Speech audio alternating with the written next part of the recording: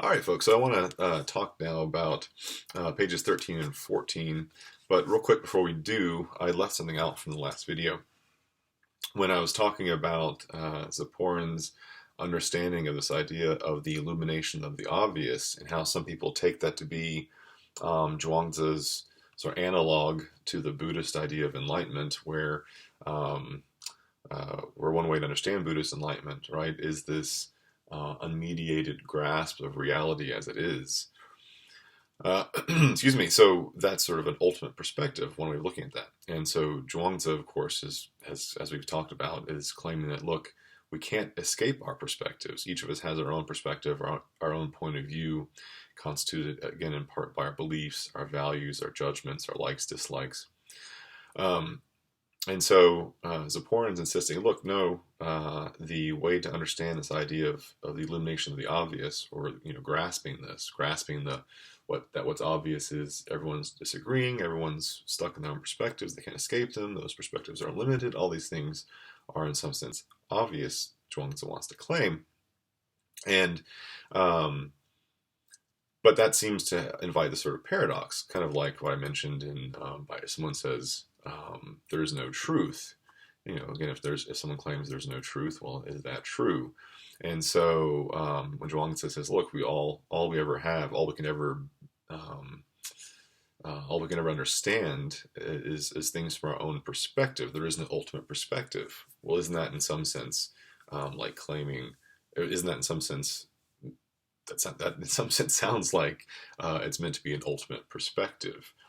And I think an interesting passage to think about, reflect on in this context, is on page 19, actually, where, so this is the passage right below, so the marginal number 242 on 19. So we find, perhaps a great awakening would reveal all this to be a vast dream, and yet fools imagine they are already awake. How clearly and certainly they understand it all. This one is a lord, they decide. That one is a shepherd. What prejudice! Confucius and you are both dreaming. And when I say you're dreaming, I'm dreaming too. So if you were to agree with these words as right, I would name that nothing more than a way of offering condolences for the demise of their strangeness.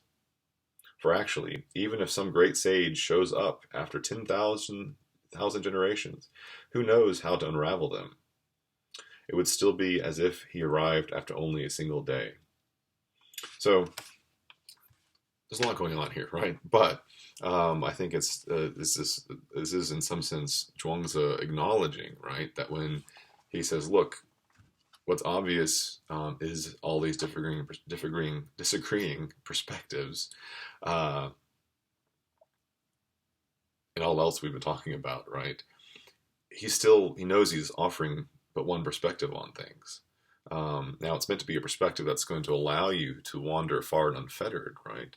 So there is that, and but nevertheless, he's acknowledging, look, I'm still stuck within the dream. I'm still stuck within my own perspective, even if it's a perspective that he claims is going to allow one to wander far and unfettered. Okay, there's a lot going on there, and again, I wish we had more time. So I want to focus then go back now to 13 and 14. So the last paragraph on 13 reads, "Hence all things are neither formed nor destroyed, for these two also open into each other, connecting to form a oneness." So I think one way we can understand this, right, is thinking about how with the seasons, for example, you have in the spring, right, so shoots come out of the ground, blossoms come up on the trees, out on the trees, and then it all grows and blossoms, and life flourishes. And in the summer, continues on. In the fall, it starts to go the other direction, right? So the temperatures change, light changes, leaves fall off the trees, things die, and go back, rot and go back into the ground. But it's from that, right? It's from that death, the rotting vegetation and so forth, that the next generation comes about, just like it is that from your great grandparents, your grandparents came about, right? And so forth and so on to you, and how generation after generation dies, but it's only because of that death, generation after generation, that you can keep on having generations, right? I mean, one practical reason for that is simply there's not enough resources. If no one ever died, people kept getting born. So anyway, so this process of transformation, right? And seasons is a great example of it. And the classical Chinese are really paying attention to these sorts of natural processes. This forms a kind of oneness, right? Just like or we find another example of this forming of oneness with the horse parable that I had you look at last week, right? So the farmer or the horse breeder or whatever it was has the stallion run away. Oh, that's terrible, neighbor says, right? But then it comes back with many more horses. Oh, that's great. But then the kid breaks his leg. Oh, that's bad. But then he doesn't have to go off to war. Oh, that's good, right? I mean, so the idea is that this good, bad sort of transform into or open into one another, right? But this process of transformation forms a kind of oneness, right? So going on then, it is only someone who really gets all the way through them that can see how the two sides open into each other to form a oneness, right? That's what we've been talking about. Such a person would not define rightness in any one particular way, but would instead entrust it to the everyday function of each being, right? So again, the idea is that, look, things are always changing. Good transforms into bad, and what is considered good one day is considered bad another day, and these are all opening into each other, forming a oneness. This process of transformation of good and bad, what it even means to be good and bad, right and wrong, and so forth. And it's someone who gets all the way through this, right, and understands this, would not therefore define what is right in only one way, because that would just be foolish, right? According to Zhuangzi. So their everyday function is what works for them. And quote unquote working just means this opening up into each other, their way of connecting. Opening, opening to form a connection just means getting what you get, right? And so I take it, right, part of what's going on here is that, well, let's say you study for an exam, bust your ass, and you still don't do well, right? Well, you get what you get, right? And we just get what we get, right? So even it's not like it's always asked for either, right? So we got the coronavirus, we get what we get. We didn't ask for that, but so it goes on. So go as far as whatever you happen to get to, and leave it at that, right? So I take it one way of thinking about that, right, is do what you can, right? Study for the exam, but if you don't do well, leave it at that, right? Don't piss and moan about it, right? Don't stomp your feet, don't gnash your teeth, and scream about how unfair everything is. That's just, So it is all just a matter of going by the rightness of the present this, quote unquote. To be doing this without knowing it, right? To be going by the rightness of the present this, without knowing it, and not because you have defined it as right, is called the course, or called the way, called the Tao. Right, so this is difficult stuff, y'all. So one way of thinking about this is that to be doing this without knowing it and not because you have defined it as right is called the course. And so the way, right, the Tao, the way we can wander far and unfettered is not by necessarily saying, look, well, if no other rights and wrongs can be defined, well, we can at least define one right, namely going by the rightness of the present this. So what's right then is Zhuangzi's position. But I think what he wants to say here and this is really important, right, is if we do that, we're going against that very position. If we insist upon saying, well, Zhuangzi is right, no one else is right, well, that could be problematic, right? Particularly if the goal is harmonizing, right? So in places, we're harmonizing with other people, right? And so that we can wander far and unfettered. And so maybe in certain contexts, we need to actually agree with and go along with the Confucians, or the Moists, or the Democrats need to go along with the Republicans, or the Republicans with the Democrats.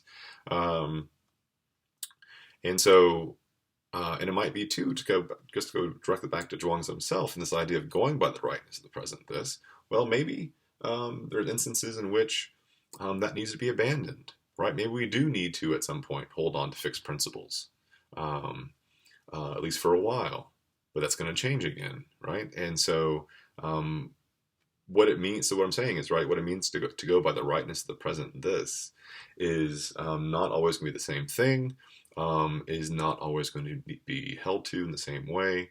And this requires real wisdom, right, to know how to navigate this stuff, which again is why the sage is what is often referred to, right? Because it's the sage, the really wise one, that can do this stuff. Okay, so going on then, but to labor your spirit, trying to make all things one, without realizing that it is all the same, whether you do so or not, is called 3 in the morning. Okay, so I struggle with this passage, right? I struggle with all these damn passages, y'all. This is, as I said in the handout, I've been reading this for 20 years, and it's slow going, making progress, but damn, is it worth it? So I really want to encourage you to keep trying. So, we might try, one way to read this line, right? But to labor your spirit, trying to make all things one without realizing that it is all the same, whether you do so or not, is called 3 in the morning.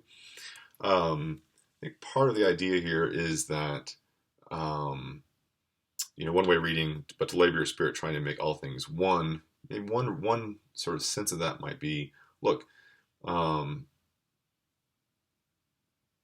there's no way for you or me or anybody, right, to make things singular, make things one way, or make things maybe one principle right. Rather, a different kind of oneness is already in existence, right? Again, the oneness of the process of transformation, right? Everything, a right opening into a wrong. So, one life opening into death, death opening into a new life, right? That's kind of what's going on here, I think. But so this idea of 3 in the morning is really sort of fascinating, right? This passage 3 in the morning. So continuing the text here on page 14, what is this 3 in the morning? A monkey trainer was distributing chestnuts. He said, I'll give you 3 in the morning and 4 in the evening. The monkeys were furious. Well, then, he said, I'll give you 4 in the morning and 3 in the evening. The monkeys were delighted. This change of description and arrangement caused no loss, but in one case it brought about anger and in another delight. He just went by the rightness of their present this. Thus the sage uses various rights and wrongs to harmonize with others, and yet remains at rest in the middle of heaven, the potter's wheel. This is called walking 2 roads. Okay, wow. Difficult stuff here. So what I want to suggest, though, is that...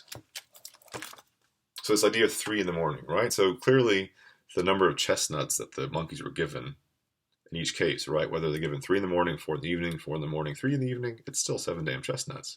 So who gives a shit, right? But of course it mattered to the monkeys, right? And so the monkey trainer said, all right, fine, I'll give you, what was it? 3 in the morning, whichever it was, 3 in the morning and 4 in the evening, whatever's gonna make you happy, right? And so, one way of looking at this is that, in some context, again, go along with the Confucians, right? Instead of trying to insist upon Zhuangzi's perspective being correct, or Mo Tzu's perspective being correct.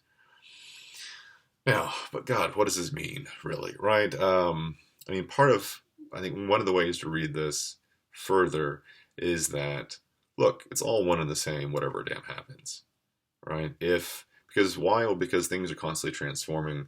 What was considered good now is going to be considered bad tomorrow. And so, in some sense, why fret about it? Why worry about it? Why get stressed out about it? But, I mean, how